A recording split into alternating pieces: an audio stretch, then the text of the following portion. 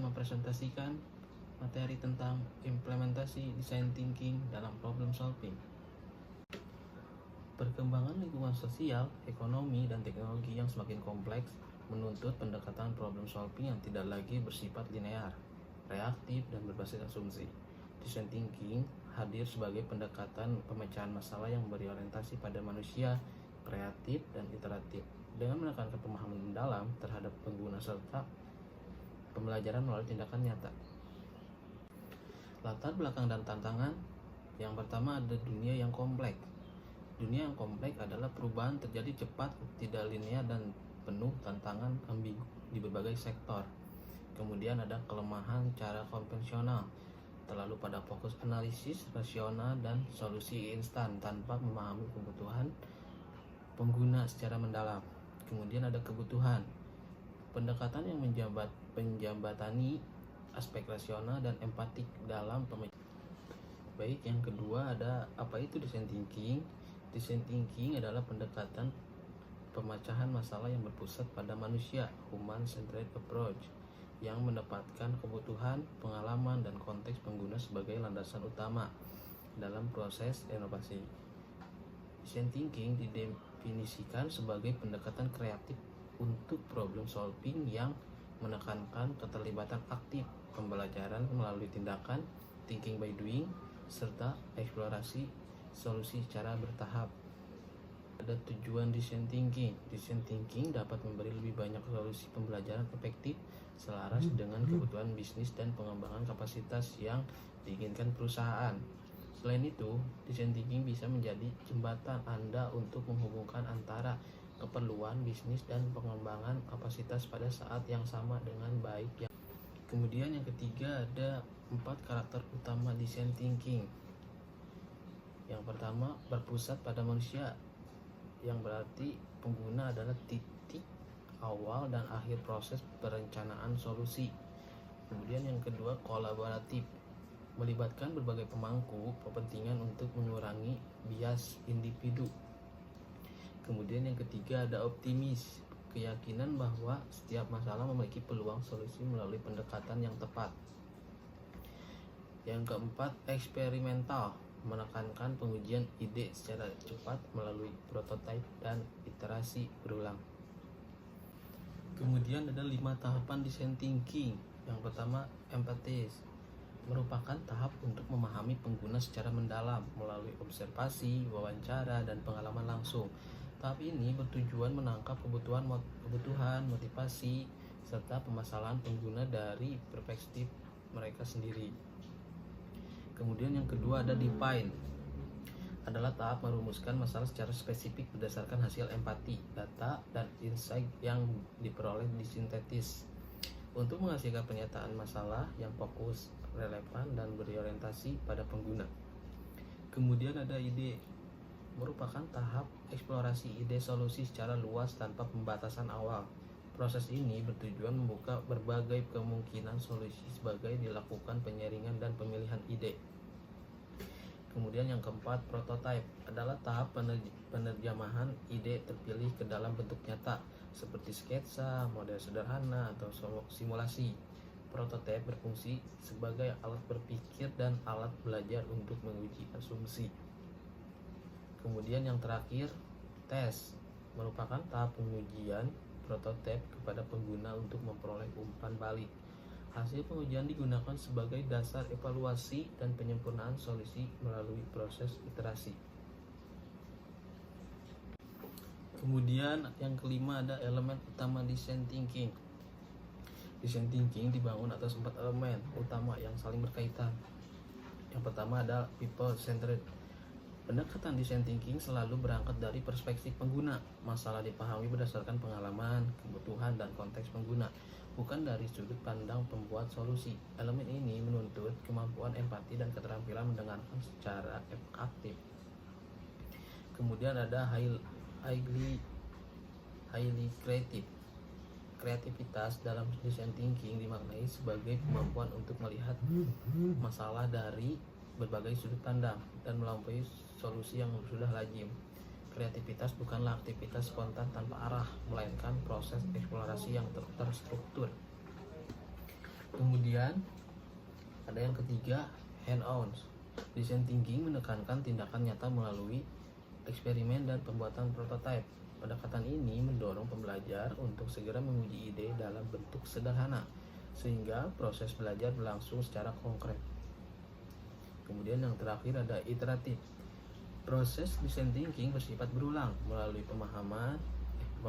meliputi memahami, membuat dan mempelajari kembali. Setiap tahap dapat diulang untuk menyempurnakan solusi berdasarkan hasil pembelajaran sebelumnya. Kemudian ada tahapan design thinking dalam problem solving. Tahapan design thinking merupakan inti dari pendekatan ini dalam pemecahan masalah. Setiap tahap tidak berdiri sendiri secara linear, melainkan selain terkait dan dapat diulang sesuai yang dengan ditemuan di lapangan. Penjelasan berikut memperdalam makna setiap tahap dalam konteks problem solving. Yang pertama ada tahap empatis, merupakan fondasi utama dalam design thinking. Pada tahap ini, fokus problem solving yang diarahkan untuk memahami manusia sebagai pengguna, bukan sebagai objek peneliti semata. Empati tidak dimaknai sebagai simpati atau rasa iba, melainkan sebagai upaya sistematis untuk memahami pengalaman, kebutuhan, motivasi, serta hambatan yang dialami pengguna dalam konteks nyata. Kemudian ada tahap defense, berfungsi untuk mensistematis temuan empati menjadi rumusan masalah yang jelas, terfokus dan bermakna. Pada tahap ini, data kualitatif yang diperoleh sebelumnya diolah untuk menemukan pola, insight, dan kebutuhan utama pengguna. Defense bukan sekedar merangkum keluhan pengguna, melainkan mengartikulasikan inti permasalahan dari sudut pandang pengguna. Perumusan masalah yang baik bersifat human-centered, spesifik, dan membuka ruang eksplorasi solusi. Kesalahan yang sering terjadi adalah merumuskan masalah terlalu luas atau terlalu teknis sehingga membatasi kreativitas pada tahap berikutnya. Kemudian tahap ide merupakan fase eksplorasi solusi secara kreatif dan kolaboratif. Setelah permasalahan dirumuskan secara jelas, pada tahap defense, pada tahap ini fokus problem solving diarahkan untuk menghasilkan sebanyak mungkin alternatif solusi tanpa terlebih dahulu menilai kelayakan atau efektivitasnya. Prinsip utama ide adalah bahwa kualitas ide mendahului kualitas, karena solusi inovatif seringkali muncul setelah berbagai kemungkinan eksplorasi. Tahap ide berfungsi untuk memecah kebuntuan berpikir dan mencegah kecenderungan pelaku problem solving memilih solusi yang paling aman atau paling familiar. Oleh karena itu, pelaku problem solving memilih solusi yang paling aman atau paling familiar. Kemudian tahap prototype merupakan proses penerjemahkan ide abstrak menjadi bentuk nyata yang dapat dilihat, disentuh, atau dialami. Prototipe tidak dimaksudkan sebagai produk akhir, melainkan sebagai alat berpikir dan alat belajar. Dalam konteks problem solving, prototyping memungkinkan asumsi diuji secara cepat dan murah. Prototipe dapat berupa sketsa, model sederhana, simulasi peran, atau versi digital sederhana. Pendekatan low fidelity sering digunakan pada tahap awal untuk memperoleh umpan balik tanpa investasi besar. Tahap prototipe membantu mengurangi risiko kegagalan karena masalah teridentifikasi lebih awal. Selain itu, interaksi pengguna dengan prototipe seringkali memunculkan insight baru yang tidak terungkap pada tahap sebelumnya. Kemudian ada tahap tes, bertujuan untuk mengevaluasi solusi melalui interaksi langsung dengan pengguna.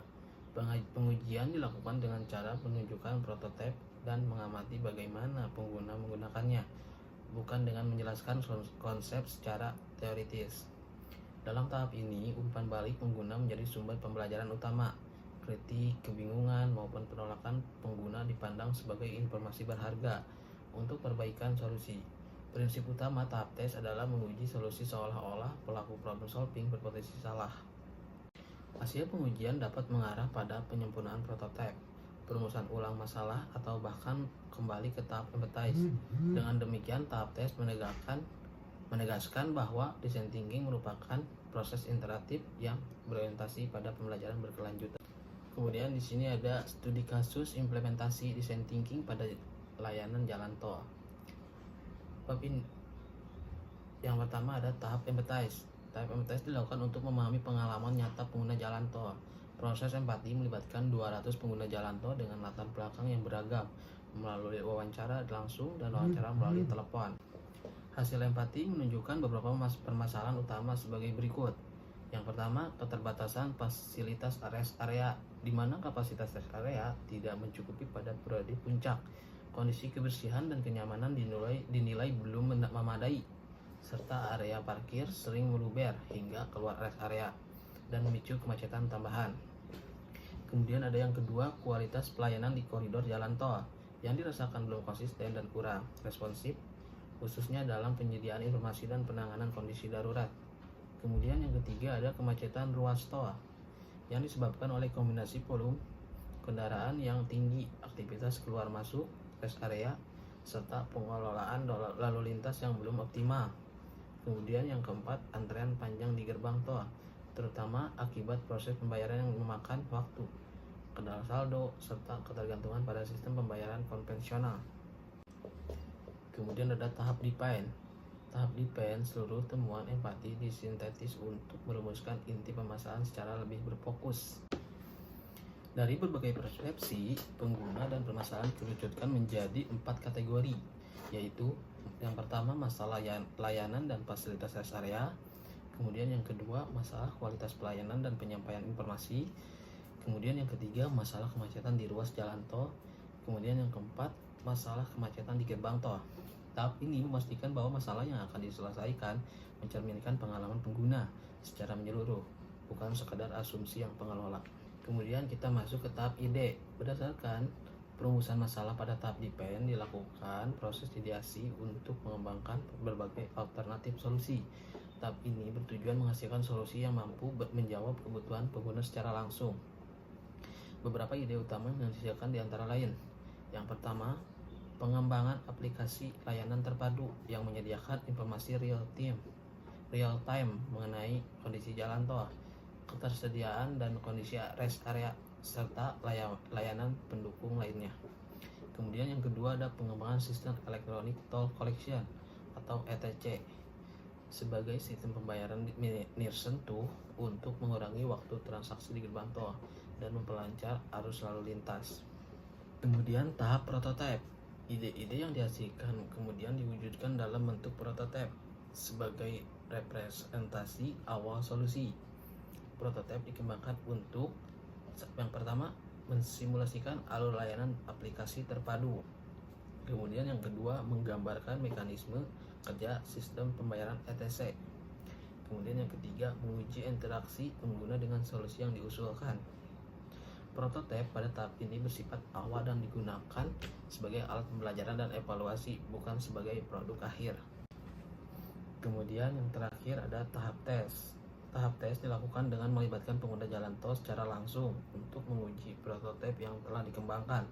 Proses pengujian difokuskan pada satu, cara pengguna berinteraksi dengan prototipe. Kemudian yang kedua, tingkat kemudahan dan kenyamanan pengguna solusi. Yang ketiga, masukan dan kritikan pengguna terhadap solusi yang diusulkan. Umpan balik yang diperoleh digunakan sebagai dasar evaluasi dan penyempurnaan solusi sebelum dikembangkan lebih lanjut. Kemudian ada studi kasus implementasi design thinking pada UMKM. Yang pertama ada tahap empathize, dilakukan untuk memahami pengalaman pelanggan dan realitas operasional UMKM secara langsung. Proses empati melibatkan pemilik usaha sebagai pemangku kepentingan internal dan pelanggan sebagai pengguna utama.